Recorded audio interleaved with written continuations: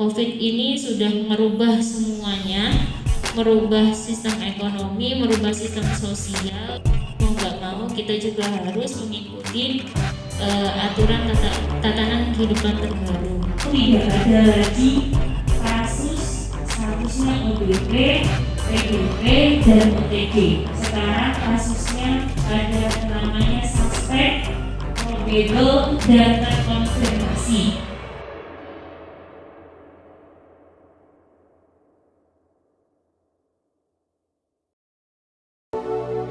Assalamualaikum warahmatullahi wabarakatuh.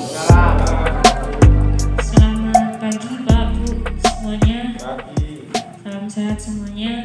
Di sini saya disuruh untuk mempresentasikan tentang pedoman terbaru penanganan COVID. Nah, ini ada keputusan Kementerian Kesehatan Republik Indonesia nomor terbaru ini terkait pedoman pencegahan dan pengendalian COVID yang kemarin baru rilis tanggal 15 Juli 2020 ini. Intinya dari semua revisi-revisinya itu, semua pedoman dari yang pertama bulan Februari akhir sampai sekarang bulan Juli tanggal 15 Juli 2020, revisi terakhir itu membahas tentang perkembangan kasus, tentang perkembangan informasi, tentang penyesuaian pengambilan kebijakan. Kenapa kok pemerintah kok ngasih pedoman sampai berubah-ubah? Maklum Pak, Bu, COVID ini kasusnya baru, penyakitnya baru, dan belum pernah ada sebelumnya di negara manapun. COVID itu merupakan hasil mutasi dari virus yang selama ini ada di tubuh manusia, yang ada di seluruh makhluk hidup, kayak gitu. Jadi terkait penyakit baru ini, perkembangan kasus baru ini, ya makanya banyak sekali pedoman-pedomannya. Karena kalau seandainya tetap dengan revisi yang pertama, pasti banyak yang komplain, kok penanganannya seperti ini, kok tidak tanggap pemerintah dan sebagainya. Makanya dengan revisi yang kelima ini sudah disesuaikan dengan kasus perkembangan sekarang. Gitu. Terus intinya dari semua yang ada di pedoman terakhir itu membahas tentang bab yang ketiga. Jadi bab ketiga itu tidak ada lagi kasus statusnya ODP, PDP, dan OTG. Sekarang kasusnya ada namanya suspek, probable, dan terkonfirmasi. Apa sih yang disebut kasus suspek? Kasus suspek itu adalah orang dengan keluhan ISPA. ISPA itu infeksi saluran pernafasan akut, demam, batuk, pilek, tenggorokan sakit. Tetapi dia ada riwayat dalam 14 hari habis keluar kota atau daerah yang transmisi lokal. Transmisi lokal itu kayak Tuban, Bojonegoro, Lamongan, Semarang, atau daerah-daerah atau negara lain yang udah masuk ke daftar transmisi, daerah-daerah transmisi atau red zone, zona merah itu. Tuban juga termasuk ke dalam transmisi lokal ya Bu ya Pak. Terus yang kedua yang disebut kasus suspek itu adalah, itu yang pertama ya. Yang pertama itu orang dengan keluhan ISPA dalam 14 hari ada riwayat habis keluar kota. Kota-kota dengan transmisi lokal atau zona merah.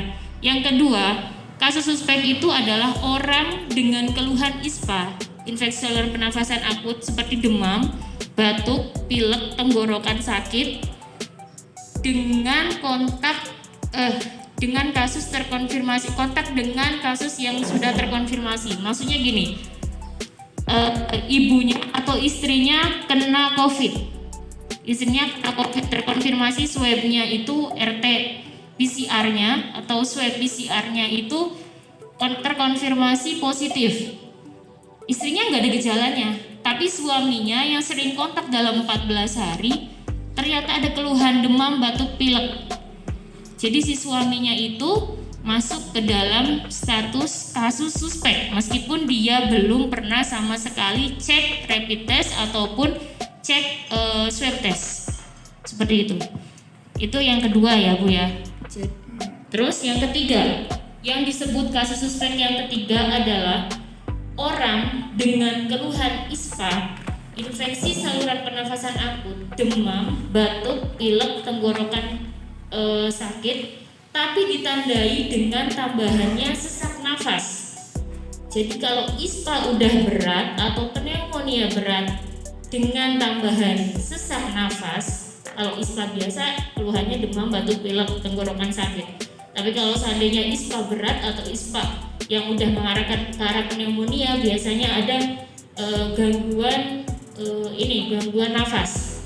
Jadi nafasnya lebih daripada 24 kali. Normalnya adalah 16 sampai 24. Jadi kalau lebih daripada 24 kali, terus juga ada keluhan demam atau ada keluhan batuk, pilek, tenggorokan sakit, itu masuknya ke dalam ISPA berat atau pneumonia berat yang membutuhkan perawatan di rumah sakit, perlu oksigen, perlu ventilator, perlu tambahan oksigen lewat alat yang tidak diketahui penyebabnya, itu juga masuk ke dalam kasus suspek.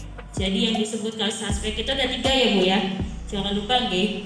Jadi sekarang nggak ada status ODP, PDP, OTG, udah nggak ada. Yang disebut kasus suspek ada 3 pengertiannya. Yang pertama tadi ISPA, ada riwayat 14 hari habis keluar kota. Yang kedua kasus ISPA tapi dia ada kontak dengan orang yang sudah dikonfirmasi swab positif. Yang ketiga kasus ISPA berat yang tidak diketahui penyebabnya. Itu yang ketiga. Terus ada lagi kasus namanya kasus probable. Kasus probable ini dia adalah orang yang ada keluhan ISPA berat tadi ya, demam, batuk, pilek, tenggorokan sakit, tapi dengan ada keluhan sesak nafas lebih daripada 24 kali, atau sampai ARDS itu kayak orang pneumonia, duduk aja udah gak kuat, tiduran terlentang sampai cepet, maksudnya sampai perlu ventilator, sampai ada keluhan meninggal yang belum sama sekali rapid test atau swab test dan dia nggak ada indikasi ketemu orang yang sudah terkonfirmasi atau pernah keluar kota, itu masuknya ke dalam kasus probable ya. Jadi probable kayak gitu, hampir sama dengan kasus suspek, cuman kasus suspek itu dia sama sekali gak ada indikasi. Kalau probable yaitu meninggal, tiba-tiba kok meninggal padahal dia nggak ada riwayat kontak dengan penderita lain tapi belum pernah sama sekali rapid test, yaitu masuknya probable kayak gitu. Terus yang terakhir adalah kasus terkonfirmasi. Kasus yang terkonfirmasi jelas ada atau tidak ada gejala, terus hasil swabnya positif, meskipun dulu disebut OTG tapi dengan swab positif, itu tetap masuk ke dalam status kasus terkonfirmasi. Oke, Pak Bu, ngerti nggih? Jadi apa bedanya kasus suspek, apa bedanya kasus probable, apa bedanya kasus terkonfirmasi, itu udah ada keterangannya di pedoman yang terakhir ini. Nah ini slide berikutnya adalah tentang penanganan. Jadi kayak tadi kasus suspek yang tadi definisi tiga orang itu, maaf tulisannya kecil-kecil. Jadi kalau seandainya ada pasien yang diagnosa pertama kasus suspek ISPA, tapi dia ada riwayat habis keluar kota, atau ISPA tapi ada riwayat kontak dengan penderita, atau ISPA atau ISPA berat yang tidak diketahui penyebabnya, langsung dilakukan pengambilan spesimen untuk pemeriksaan rapid PCR atau swab hari ke-1 dan ke-2. Jadi kalau seandainya ada pasien, baiknya ya, ini baiknya kalau menurut pedoman, jadi kalau ada keluhan suspek itu langsung dilakukan swab PCR hari yang pertama sama hari yang kedua. Tapi di kita nggak bisa Pak Bu, kalau di kita cukup di rapid test biasa, nggak di rapid test PCR atau swab test itu. Terus kemudian sambil diperhatikan selama 7 hari, dilihat keluhannya. Ini ada keluhan ringan, sedang, atau berat. Kalau keluhannya ringan atau tanpa gejala, isolasi mandiri di rumahnya masing-masing. Tapi kalau seandainya ada keluhan sedang, kayak ada keluhan demam, keluhan batuk, pilek, tenggorokan sakit, itu saran dirawat di rumah sakit darurat. Kalau di Surabaya ada rumah sakit darurat, tapi kalau di Tuban, kalau seandainya memang ada kontak atau habis keluar kota dengan keluhan ISPA sedang sampai berat, saran tetap rujuk ke rumah sakit. Kemudian kalau udah ada gejala berat, sambil di rapid test, nyatakan rapid testnya reaktif, hari pertama kedua ya langsung dirujuk ke rumah sakit sambil ditentukan keluhannya ini mengarah ke arah probable kah atau konfirmasi kah atau discharge itu bukan. Itu yang ketiga. Terus ada lagi kasus kontak erat. Kasus kontak erat ini adalah mereka-mereka yang kontak dengan penderita positif tapi dia nggak ada gejala. Dalam 14 hari pernah kontak dengan penderita yang positif. Nah, manajemennya gimana? Manajemennya adalah dilakukan pemantauan selama 14 hari. Kemudian bagi petugas kesehatan, khusus bagi petugas kesehatan yang ada riwayat kontak erat dengan penderita COVID, wajib dilakukan rapid test PCR atau swab test itu segera setelah kasus dinyatakan sebagai probable konfirmasi. Ini muncul pertanyaan, kenapa orang kesehatan yang sudah dinyatakan kontak dengan penderita COVID kok langsung dilakukan rapid test PCR atau swab test? Karena orang kesehatan bakal nanganin pasien-pasien yang lain, takutnya nularin kalau seandainya positif. Jadi tetap wajib dilakukan rapid test itu. Tapi kalau seandainya masyarakat biasa ada kontak erat tapi tanpa gejala, ya manajemennya hanya isolasi selama 14 hari di rumah atau karantina mandiri bahasanya. Sambil di karantina, sambil diperhatiin ini masuk ke dalam kasus suspek, konfirmasi atau discharge atau bukan selama 14 hari itu. Jadi tetap dilakukan rapid test dan sebagainya. Agak membingungkan memang, tapi harus pelan-pelan dibacanya Pak Bu. Terus yang kasus probable itu yang tadi ya, yang kasus dengan ISPA berat atau ARDS atau tiba-tiba meninggal yang memiliki gambaran klinis yang meyakinkan namun belum ada hasil rapid test. Itu penanganannya adalah wajib rawat di rumah sakit rujukan. Rumah sakit rujukan kita yaitu untuk di Tuban, NU, kemudian RSUD Tuban. Selainnya masih rumah sakit darurat mungkin. Habis dirawat di rumah sakit, selesaikan isolasi sampai sampai hasil swabnya 2 kali dinyatakan negatif. Kalau dinyatakan negatif 2 kali ya selesai isolasi, bisa pulang, bisa sembuh. Tapi kalau seandainya rapid testnya belum keluar tapi sudah kematian, ya statusnya berarti kasus probable dengan status kematian. Jadi diagnosanya seperti itu. Kemudian ada lagi kasus konfirmasi. Kasus konfirmasi itu yang tadi semua kasus yang ada atau nggak ada gejala, tapi dia sudah rapid test PCR atau swab test rapid PCR, tapi hasilnya positif, ya berarti masuk konfirmasi. Itu dilihat lagi gejalanya, apakah gejalanya itu ada atau tidak ada. Kalau gejalanya tidak ada, berarti isolasi diri di rumah. Kalau dari pedoman ini hanya isolasi diri di rumah. Untuk pasien konfirmasi yang tanpa gejala diisolasikan di rumah, tapi benar-benar harus di rumah dan harus mandiri di rumah, tidak campur dengan keluarga lain. Maksudnya tidak campur dengan keluarganya dalam satu rumah itu, benar-benar dalam satu kamar hanya untuk dia sendiri, makan semuanya dia tangani sendiri. Paling dari pihak desa atau dari keluarga ngebantu untuk supply stok makanannya. Nah, sambil diisolasi mandiri di rumah, sambil di follow up rapid test PCR-nya di situ selama 14 hari. Sambil di rapid test PCR 2 kali pemeriksaan negatif, berarti selesai isolasi atau dinyatakan sembuh. Atau kalau seandainya ada keluhan, berarti masuknya keluhan yang mana? Keluhan yang ringan, sedang, atau berat.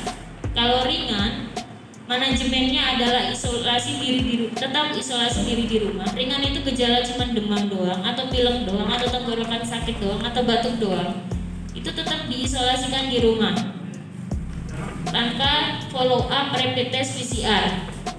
Terus kalau seandainya ada gejala sedang, itu wajib dirujuk ke rumah sakit untuk dilakukan rapid test PCR. Sama dengan gejala berat juga, rujuk ke rumah sakit rujukan sambil dilakukan rapid PCR. Nanti dilihat sama itu masuknya ke diagnosa mana. Jadi intinya untuk kasus-kasus yang kasus suspek itu yang tadi ada diagnosa 3 itu, kemudian ketika dilakukan diagnosa ternyata rapid atau swabnya adalah positif, jadi dia masuknya ke konfirmasi, itu dilihat gejalanya, apakah ada gejala atau tidak ada gejala. Kalau ada gejala, ya dilihat gejalanya ringan, sedang, atau berat. Kalau gejalanya ringan sedang, isolasi minimal 10 hari sejak muncul gejala, ditambah 3 hari bebas demam dan gejala tanpa follow up PCR, dinyatakan selesai isolasi atau sembuh. Tapi kalau seandainya gejalanya berat, udah ada sesak nafas, berarti isolasi minimal 10 hari sejak muncul gejala, ditambah 3 hari bebas demam dan gejala, dilakukan 1 kali PCR negatif di rumah sakit.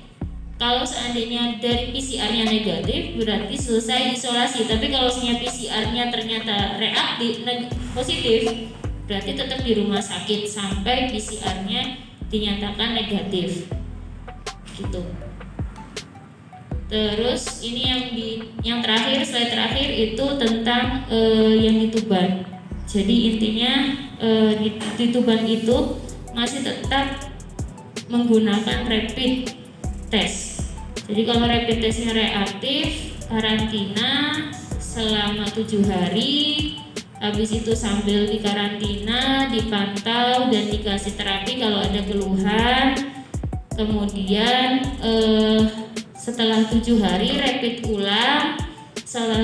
Setelah dirapid ulang, lihat hasil rapidnya apakah non reaktif atau reaktif. Kalau non reaktif, lanjut karantina selama 14 hari. Tapi kalau seandainya reaktif, langsung minta dinas untuk dilakukan swab PCR. Dari swab PCR itu dilihat lagi negatif atau positif. Kalau negatif, karantina 14 hari.